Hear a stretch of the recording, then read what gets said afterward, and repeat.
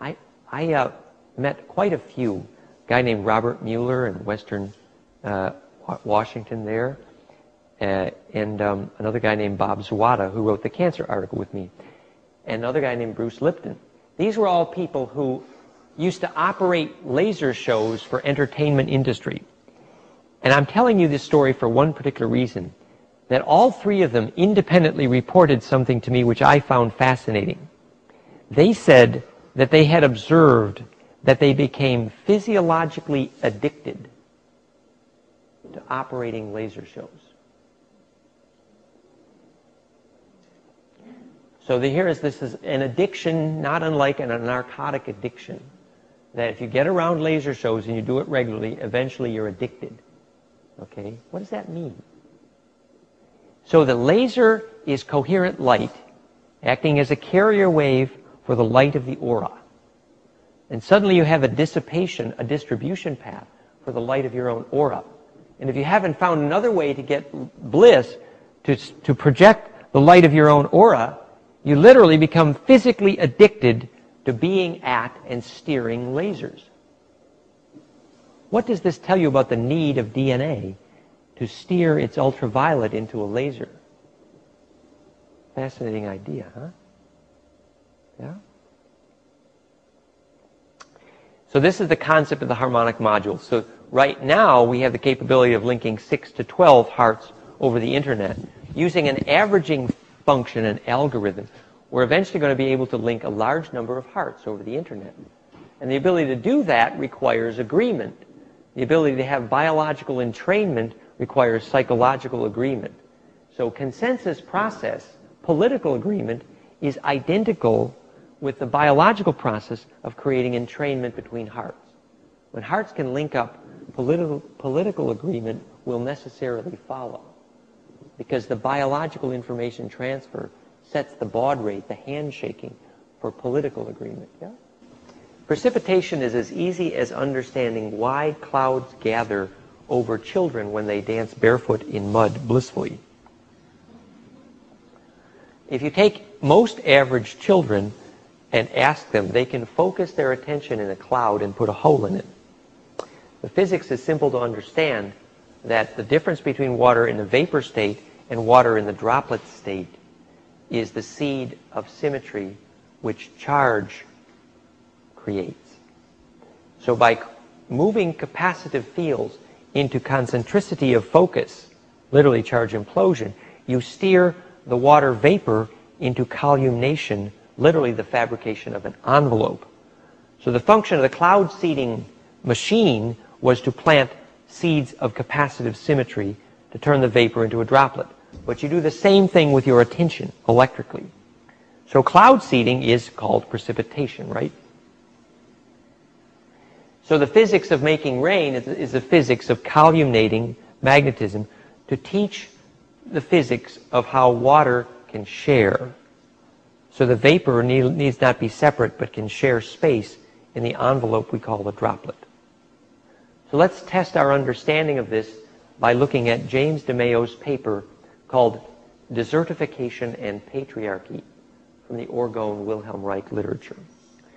So James DeMayo, this is at soulinvitation.com/desertify.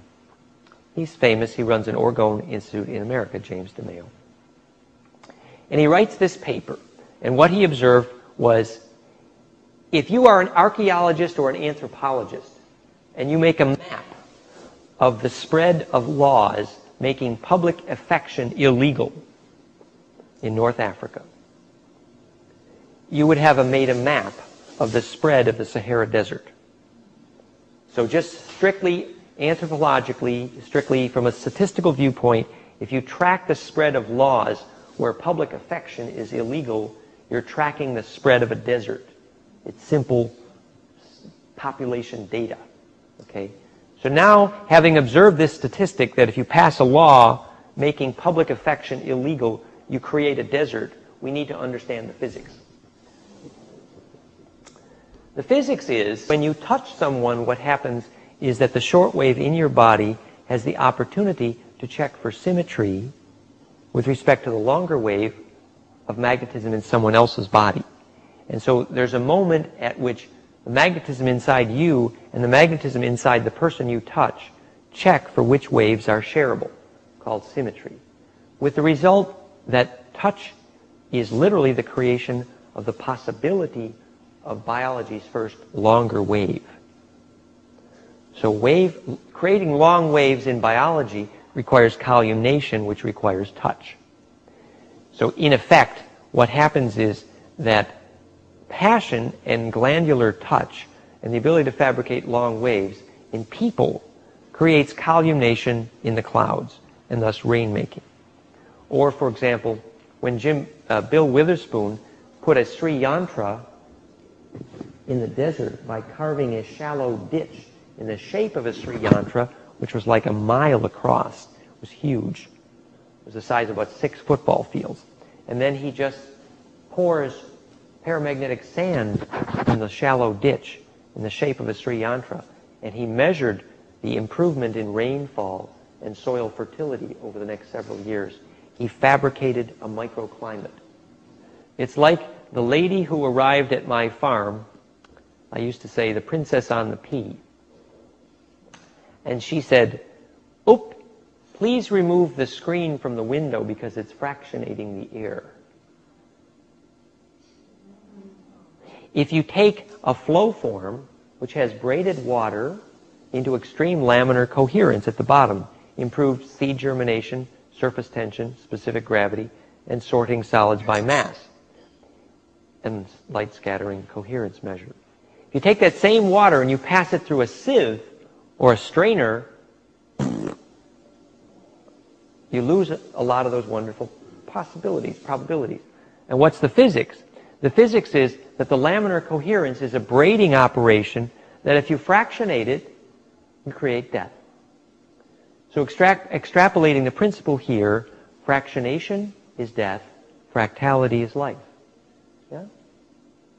So the physics here is, if you take a whole apple and you bite into a whole, fresh, really good apple, speaking of lunch, what happens? You feel a tingle, don't you? You feel a charge. Now, if you take the same apple and you chop it up with a metal knife and you cook it and you take a bite of it, what do you taste? No tingle, right?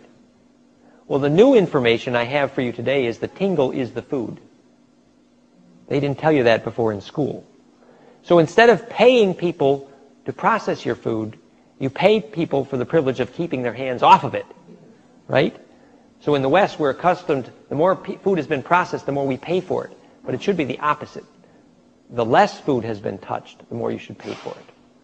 Because fractionation versus fractality, it's the charge density that is the food. So you begin to douse for that, and this will then be the introduction to our twinkling eyes conversation tomorrow, where you simply select life force in everything you eat and everyone you hug, and thus each spin. So this creates the charge density we call life force and awareness. Well, you have 3 kinds of structures. One kind of structure that bends magnetism coherently. You have another kind of structure that has almost no effect on magnetism. It can be fairly neutral. Then you have another kind of structure that actively fractionates and messes up the magnetism, like heavy metal. You will never find heavy metal in any ancient sacred structure. Almost never. Will you ever find bliss in the presence of heavy metal? Probably not. The heavy metals, the ones that are worst are aluminum. Next bad is maybe steel. Better is maybe nickel or copper. Better is titanium. The amalgam is fatal in your teeth for lots of reasons. We'll discuss that tomorrow some. And better yet is silver or gold. But better yet is no metal at all.